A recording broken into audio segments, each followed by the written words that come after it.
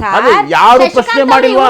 ಪ್ರಿಯಾಂಕ್ ಖರ್ಗೆ ಅವರು ಕೊಟ್ಟಿರುವಂತಹ ಸಲಹೆ ಮೇರೆಗೆ ಇವ್ರದೇ ಕಾನೂನು ಅಲ್ವಾ? ಈಗ ಧಾರವಾಡ ಕೋರ್ಟ್ ಅಲ್ಲಿ ಅದಕ್ಕೆ ಇವಾಗ ಸ್ಟೇ ಕೊಟ್ಟಿದ್ದಾರೆ. ಅದಕ್ಕೆ ಅವರು ತಂದಿರುವಂತಹ ಇವರು ಸಚಿವ ಸಂಪುಟದಲ್ಲಿ ತೆಗೆದುಕೊಂಡಂತಹ ನಿರ್ಧಾರದ ಪ್ರಕಾರ ಯಾವುದೇ ಸಾರ್ವಜನಿಕ ಸ್ಥಳಗಳಲ್ಲಿ ಮತ್ತು ಯಾವುದೇ ಶಾಲಾ ಆವರಣಗಳಲ್ಲಿ ವಿದೌಟ್ ಪ್ರಿಯರ್ ಇದು ಪರ್ಮಿಷನ್ ನೀವು ಈ ರೀತಿಯಾದಂತಹ ಆಚರಣೆಗಳನ್ನ ಅಥವಾ ಚಟುವಟಿಕೆಗಳನ್ನ ನಡೆಸುವಂತಿಲ್ಲ ಅಂತ.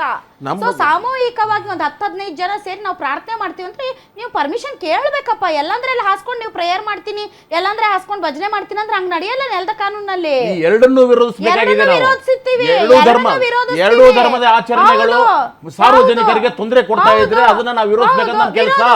ಆದ್ದರಿಂದ ನೀವು ಯಾವ ಧರ್ಮದವರು ಆದರೆ ಎಲ್ಲಿಯವರೆಗೆ ನೋಡಿ ಆಂಜನೇಯ ಅವರು ಮಾತಾಡೋದು ನೋಡಿ, ತಟ್ಟೆ ಇಟ್ಕೊಂಡು ನೀವು ಕಾಸು ಕೇಳಿಲ್ಲ ಅಂತಂದ್ರೆ ನೀವು ಮುಸಲ್ಮಾನರನ್ನ ಅಪೀಸ್ಮೆಂಟ್ ಮಾಡ್ತಾ ಇದ್ದೀರಿ ಅಂತ ತಾನೆ.